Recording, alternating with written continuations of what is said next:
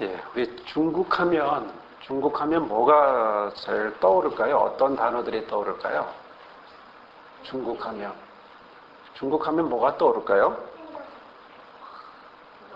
팬더검. 아, 그렇구나. 팬더검도 있고 또 여러 가지 모양 단어들이 떠오를 텐데요.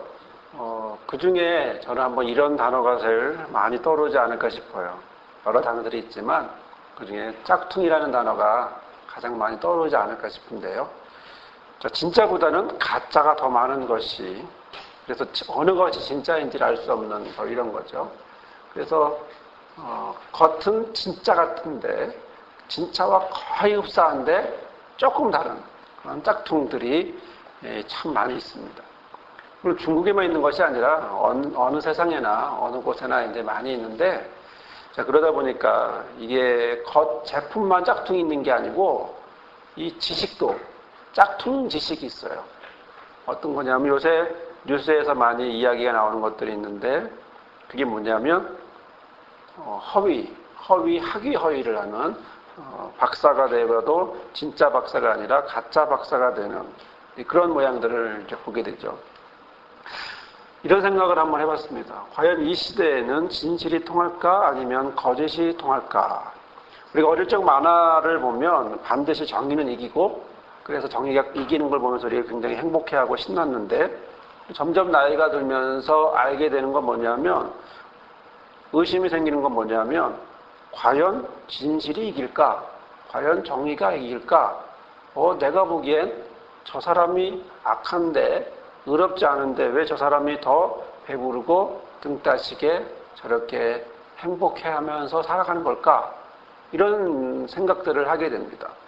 우리는 분명히 배웠을 때 옳은 것이 이기고 진실이 이기고 정의가 이긴다고 배웠는데, 살다 보니까 삶 속에서 그런 걸 느끼기보다는 오히려 하면 할수록 손해인 것 같은 그런 경험들을 우리가 하게 되죠.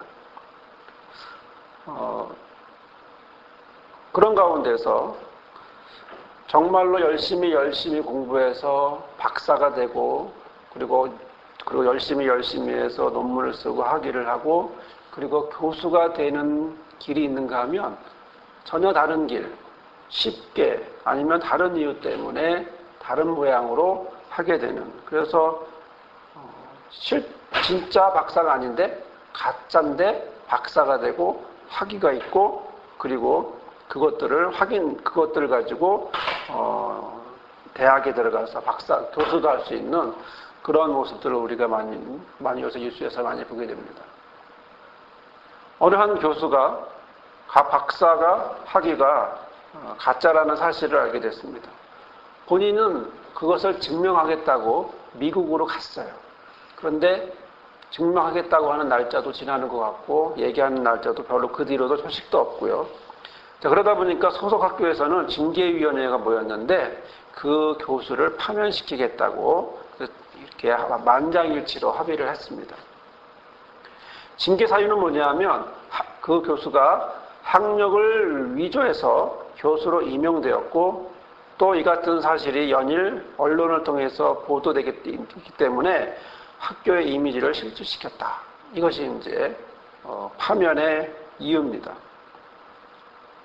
하지만 이 이야기를 들어보면서 좀 이상하게 생기는 건 뭐냐면, 가짜 박사가 모든 것을 다 책임질까라는 거죠. 가짜 교수가, 가짜 학위를 갖고 있는 교수가 모든 걸 다 책임져야 될까라는 겁니다. 실제로는 그 사람을 어떻게 임용을 했는지, 그 사람을 어떻게 뽑았는지 그 권한은 학교에 있었거든요. 그러니까 마치 느낌에 커다란 동물이 있다면 동물의 꼬리에 털 하나 뽑은 거, 그리고 다 했어, 다 해결했어, 더 이상 뭐 아무것도 없어, 털어도 먼지 안 나, 뭐 이런 느낌의 것들을 하고 있는 거죠.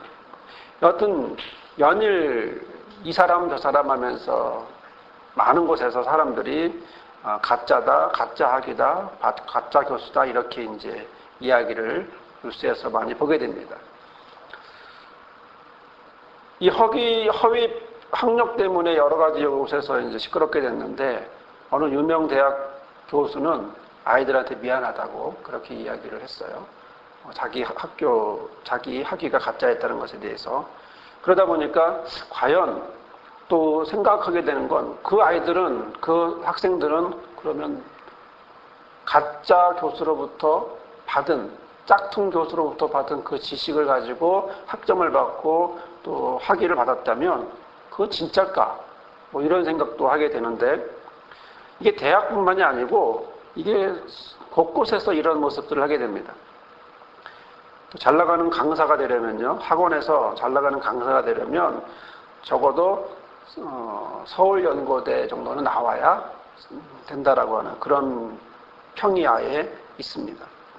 자, 그렇다 보니까 서울연고대를 안 나온 학원 강사는 어떻게 해야 되나요? 그걸 30에서 50에서 100만 원 주고 졸업장을 만들고 위조하고, 그래서 자기가 그 대학 나온 것처럼 그렇게 위조를 할 수밖에 없는 그런 모습이죠. 얼마 전에 친구가 있는데, 학원에서 강사를 하고 있는 친구가 있는데, 그 친구가 이런 말을 합니다. 자, 자기 세계에서도, 학원계에서도 참 겉이 중요하다는 거예요. 속이 뭐였는지는 잘 몰라도 겉이 중요한데, 예를 들어 그냥 학원에 오지 않고 만약에 외제차를 갖고 들어왔다. 그러면 사람들이 색안경을 끼고 본다는 거죠. 색안경은 좋은, 나쁜 색안경이 아니고 이상한 사람이야 라는 색안경이 아니고, 와, 저 사람 대단한가 봐. 저 강사는 굉장히 돈을 잘 버나 봐. 잘 가르치나 봐. 이런 생각을 하게 한다는 거예요. 그러면서 본인이 일단 가장 중요하게 급하게 바꿔야 될 거라면 자기는 오히려 지금 갖고 있는 오래된 차가 아니라 집이나 다른 것을 먼저 급하게 살 것이 아니고 양복과 그리고 외제차라는 거예요. 그러면 사람들이 보기에 다른 학원으로 옮겨갔을 때 저 사람이 굉장히 많이 그리고 잘 가르치는 그런 강사구나라고 생각한다는 거죠. 그 사람이 실제로는 신용불량자일지라도, 그 사람이 아무것도 잘 가르치는 그런 능력이 없다 할지라도 겉에서 보면, 겉만 보면 된다는 거죠. 강남에 아니면 어떤 아이들하고 이제 인터뷰를 했는데요. 그 아이들의 이야기를 들으면서 정리를 해보면 이렇게 이야기를 합니다. 자기 학원에 외국 대학을 나온 졸업자들이 강사를 하고 있다는 거예요. 그러니까 아이들은 뭐라고 얘기하냐면, 엄마 입장에서는 간판이 좋다. 그러니까 그 강사한테 가서 배워라. 그런데 아이들은 좀 더 잘 가르치는 강사한테 가고 싶은 거예요. 하지만 지갑은 누구에게 있어요? 엄마에게 있단 말이죠. 그러니까 엄마가 하라는 대로 하고 있지만 자기네들은 속으로 생각한다는 거죠. 속으로 웃는다는 거예요. 뭐냐면 솔직히 외국 대학에서 졸업을 하면서 왜 학원 강사를 하느냐, 이렇게 생각한다는 거예요.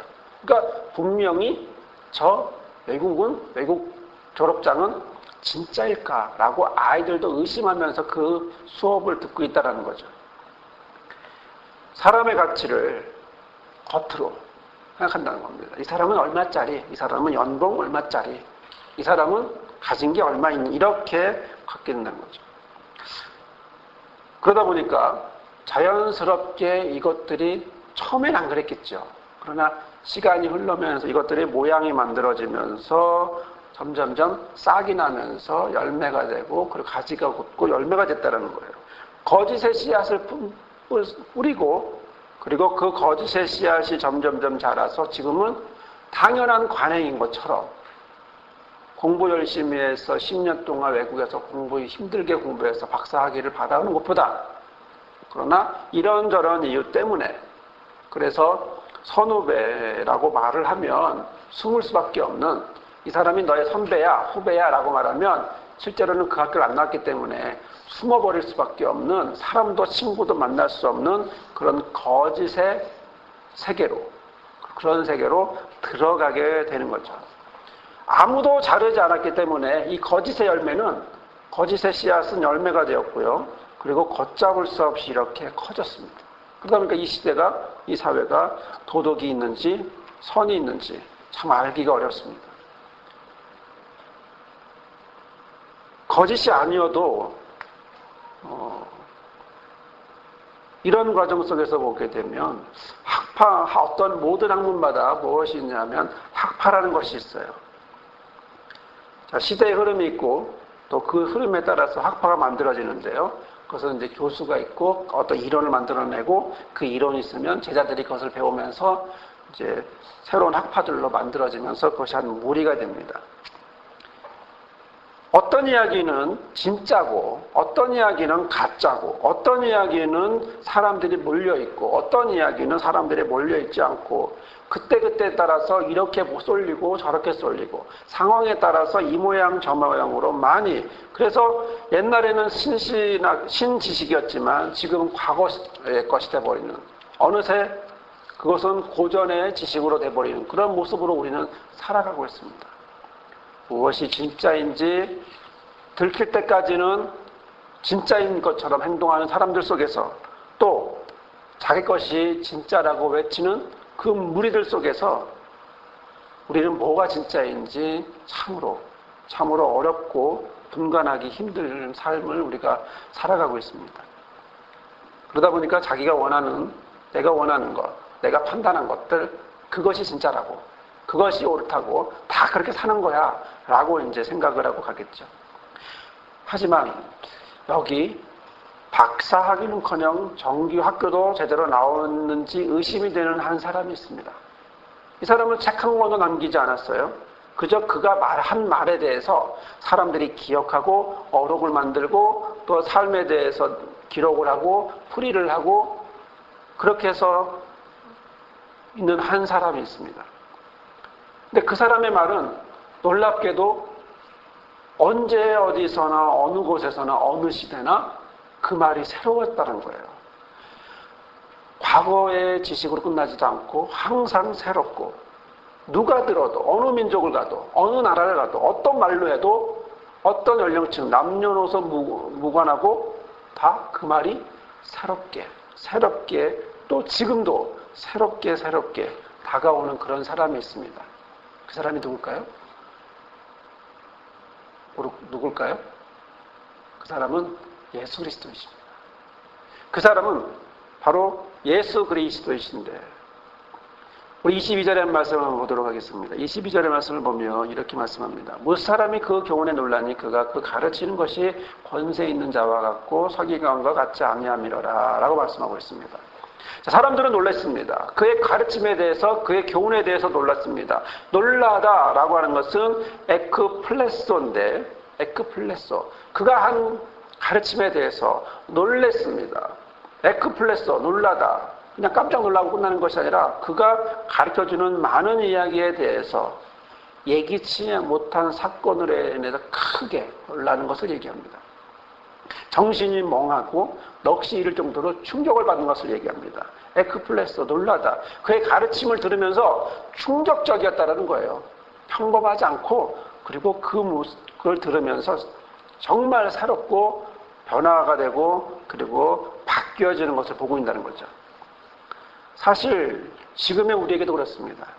예수님의 말씀은 2000년 전의 말씀인데 지금 그 말씀이 현재 우리에게도 지금 이 순간에게도 저와 여러분의 삶의 근원이 되고 그리고 마르지 않는 샘이 되어서 지금도 넘쳐나고 있다는 거죠. 모든 신학자, 모든 목사들, 그리고 모든 성도들, 그리고 모든 사람들, 안 믿는 사람들일지라도 그 예수의 이야기를 들으면서 예수님의 이야기를 말하면서 지금도 놀래는 어떻게 이런 정말 지금에 나올 수 있는 이런 내용들이 그때 예수님은 하셨는가 이렇게 지금도 놀라고 있습니다. 사람들이 뭐라고 말합니까? 예수님에 대해서 22절에 보면 사람들이 예수님에 대하여 평가를 하고 평을 하고 있는데 그것은 권세 있는 자라고 말하고 있어요. 권세 있는 자. 자, 이 말씀을 보면 비교되는 대상이 있습니다. 누굽니까? 서기관입니다. 권세 있는 자와 같고 서기관과 같지 아니하다.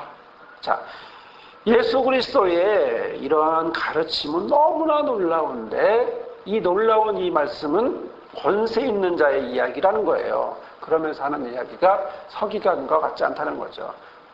방금 전에도 말씀드렸다시피 예수 그리스도께서는 박사도 아닙니다. 정규 학교를 나왔는지도 확신할 수 없습니다. 그렇다면 그렇다면 서기관은 어떤 사람들이에요? 당대에 공부를 하는 사람이고 율법 공부를 엄청 한 사람이고, 그리고 서기관 위치까지 올라가려면 거의 40, 50살은 돼야, 그렇게 오랜 세월 30년 이상 공부를 해야 서기관이 될 수 있는데, 지금 이 30살 간 넘은 이 예수님에 대하여 말씀하고 있는 그 이야기를 누구랑 비교하고 있어요? 서기관들과. 지금에 말하면 박사급인 사람들과 교수급인 사람들과 비교하면서 그런 사람 같지 않아. 예수님이 이해한 말씀은 바로 이런 권세 있는 사람자와 같아. 달라. 특별해. 그 말을 듣고 나는 너무 놀랬어. 정신이 멍멍할 정도야. 너무 충격적이야. 라고 예수님의 말씀에 대해서 이야기를 하고 있는 거죠. 몇 가지 한번 어떻게 권세 있는 자와 예수님과 서기관들이 이렇게 서로 차이가 있는지를 한번 대져보려고 합니다. 첫째는 예수님은 진리만 말씀하셨습니다. 하지만 서기관들은요, 율법과 사람들의 유전에 따른 잘못되거나 왜곡된 내용들을 이야기합니다. 예수님은 진리의 말씀, 하나님의 말씀을 증거했지만, 그러나 서기관들은 누구의 말을 했다는 거예요? 바로 내려오는 이야기, 율법과 전통에 따라서 잘못된, 왜곡된 내용들을 하고 있다는 거죠. 두 번째는 예수님은 농업이나 자연이나 인간관계나 즉 주변에 널려있는 것들, 주변에 쉽게 찾을 수 있는 이런 쉬운, 친근한 소재를 통해서 이야기를 하시고 비유를 들었어요. 하지만 서기관들은 대부분 사람들이 이해하기 어려운 철학적인 것들, 형이상학적인 것들, 정말 사람들하고 상관없는 것들, 그러면서도 사람들을 규제하고 억압하고 하는 그런 내용들을 가지고 이야기를 했다는 겁니다. 세 번째는 예수님은 생명과 구원에 관한 어떤 중요한 복음을 선포하셨는데, 서기관들은 여기에 별로 관심이 없습니다.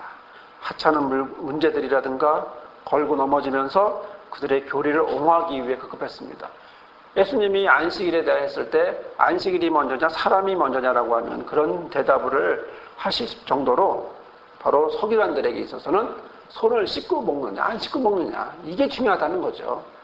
안식일이 왜 있어야 되는지는 중요한 것이 아니라 밥 먹기 전에 안식일에 손을 씻고 먹느냐 안 씻고 먹느냐 뭐 이런 등등의 또 몇 킬로를 움직일 수 있느냐 없느냐 이런 내용들을 가지고 이야기하고 있는 것입니다.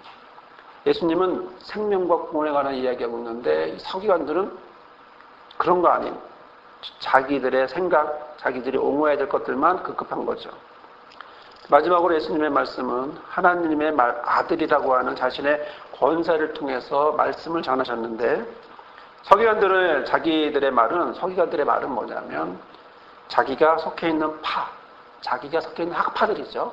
나는 이 학파고 저 사람은 저 학파라는 거예요. 그래서 이 학파에서 배운 것들은 이렇게 얘기하고 있고 저 학파에서 배운 것은 저쪽에서 서로 이야기가 만나면 서로 통하지 않고 서로 으르렁대고 싸우는 그런 인간의 권위에 기초한 이런 모양인 거죠. 하나님의 권위에 기초하지 않고 바로 인간의 권위에 따라서. 자, 그런데 이렇게 놀라운 권세 있는 말씀을 회당에서 증거하고 있는데 23절에 보니까 마침 저희 회당에 더러운 귀신 들린 사람이 있어 소를 질러 가로되. 자, 마침 그때 마침 귀신 들린 사람이 있었다는 거예요. 권세 있는 말씀을 전하고 있는 그 예수님 앞에 누가 나타난 겁니까? 귀신 들린 사람이 나타난 겁니다. 권세 있는 사람은 그분에게 있어서 영혼에 관심을 갖기 시작합니다.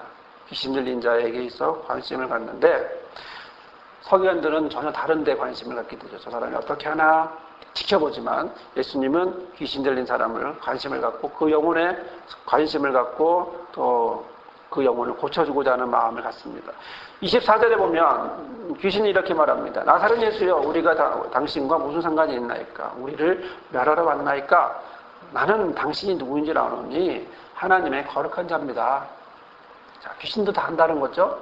그러나 중요한 거는요, 여기서 예수님이 어떻게 행동하느냐는 거예요. 자, 귀신도 예수님이 왜 오신 걸 알아요. 마귀를 멸하러 온 것도 알고, 그리고 예수님은 하나님의 거룩한 자라는 사실도 알고 다 아는데, 그런데 예수님은 그래, 그 얘기 계속 해봐. 사람들에게 말해줘.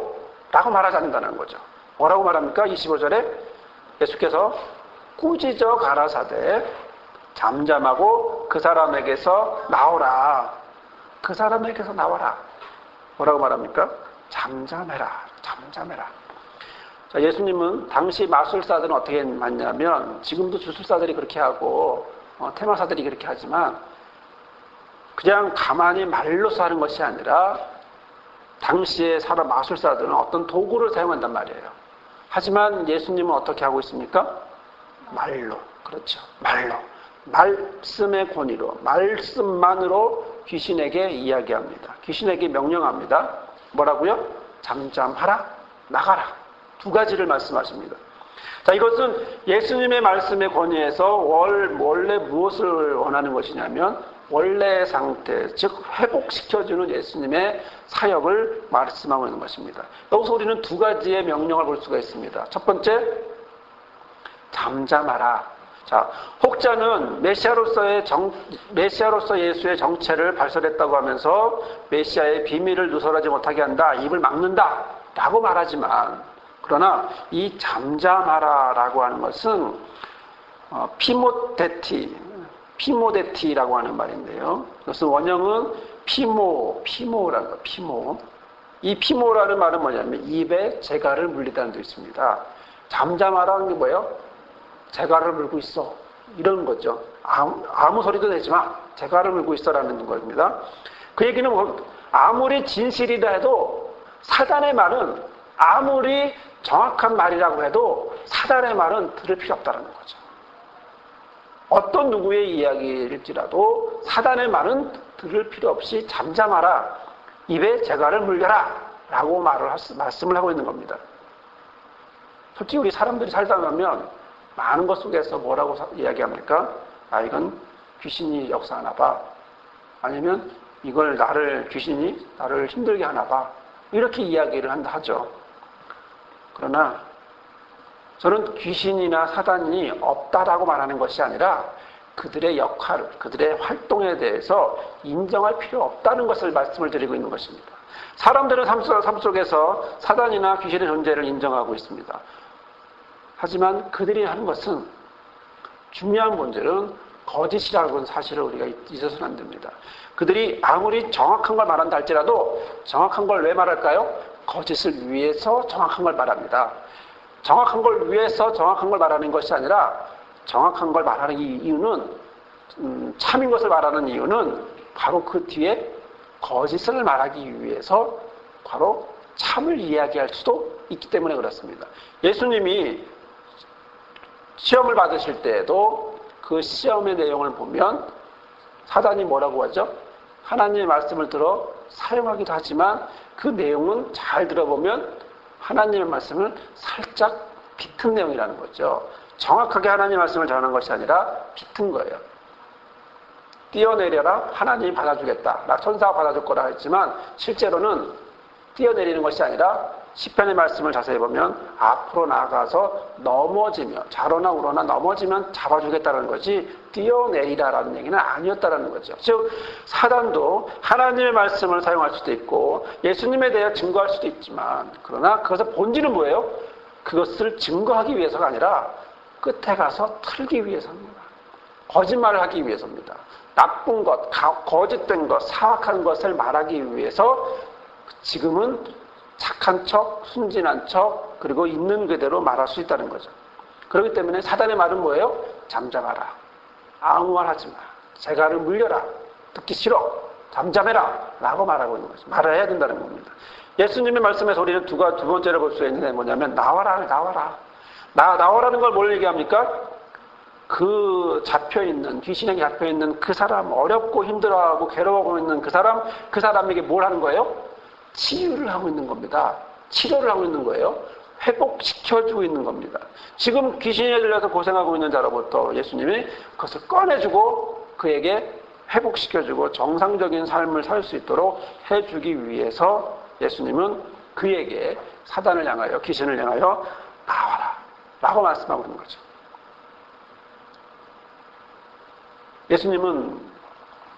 하나님에 대해 보내신 자로서의 능력을 보여주고 있습니다. 하나님의 말씀만 전하고 있는 것이 아니라 말씀을 전하고 있는데 그 말씀의 권세를 나타내고 있는데 그리고 사람들을 놀래게 하고 있는데 그런 사이에 뭐가 나타났습니까?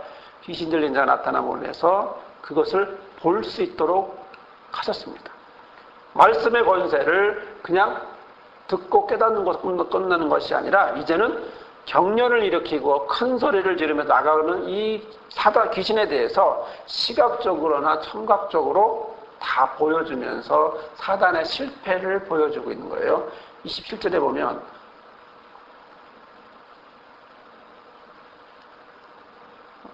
26절 더러운 귀신이 그 사람으로 경련을 일으키게 하고 큰 소리를 지르며 나왔다라는 겁니다. 이런 모습을 사람들이 보면서 어떻게 했겠어요? 다시 한번 놀라는 겁니다. 다시 한번. 27절에 보면 다 놀라 서로 물어가로되 이는 어찌 미녀 권세 있는 새 교훈이로다 더러운 귀신을 명한즉 순종한도다 라고 말씀하고 있습니다. 사람들이 다시 또 놀랐어요. 왜 놀랐습니까? 어떻게 이런 일이 저 사람은 지금 몇 년 동안 몇십 년 동안 저렇게 힘들어하고 있었는데 어떻게 저 사람을 이렇게 말 한마디에 간단하게 잠잠하라 나오라 이 한마디에 이 모든 것이 회복되는가. 그걸 보면서 사람들은 예수님이 권세 있는 자뿐만 아니라 정말 권세 있구나. 예수님의 말에 대해서 깨달음만 있는 것이 아니라 뭘로요? 눈으로, 뭘로요? 귀로 이 모든 상황들을 직접 경험하면서 사람들은 놀라고 충격을 받고 또 그로 인해서 다시 이것은 정말 이런 체험을 하면서 정말 고백하지 않을 수 없었던 겁니다. 어떤 고백입니까? 권세 있는 새 교훈이라는 거죠. 사람들은 말합니다. 새 교훈이라고 말합니다. 지금까지 경험해보지 못한 완전히 낯선 것이라고 그들은 매우 강조하고 있습니다. 22절에 보면 교훈으로 놀랐던 그들이 이제는 눈과 귀로 경험하면서 새로운 체험을 하면서 새 교훈에 바로 충격을 받으면서 그 교훈에 대해서 권세 있는 교훈이라고 말씀을 하고 있습니다. 사랑하는 성도 여러분, 우리는 지금 어디에 있을까요? 우리는 지금 누구 앞에 있을까요? 지금 우리가 만나고 있는 분은 누구일까요? 세상에 많은, 세상에 악한 이런 짝퉁과 같은 그런 것들이 아닌 지금 말씀으로 권세 있는 자 앞에 우리는 있습니다. 바로 우리는 새 교훈으로 놀라게 하는 바로 그분 앞에 있습니다. 영원토록 변함이 없는 언제나 새롭게 회복시켜주는 2000년 전이나 지금이나 여전히 우리를 새롭게 회복시켜주는 새 교훈을 가지신 바로 그분 앞에 우리는 있는 것입니다. 새 시대, 새 장소, 새 사람을 만나도 그 사람들을 똑같이 그리고 변함없이 그들을 새로운 사람으로 만들어주시는 바로 그 예수님, 앞에 우리는 그 예수님 앞에 있는 것입니다. 삶에 영향을 주는 나의 삶을 바꾸는 나의 삶을 변화시키는 바로 그 예수님 앞에 우리는 있습니다. 우리 앞에 권세 있는 자가 있습니다. 저와 여러분 앞에 권세 있는 자, 그리고 권세 있는 새 교훈을 말씀하시는 권세 있는 자가 우리 앞에 있습니다. 우리는 지금 그분을 만나고 있습니다.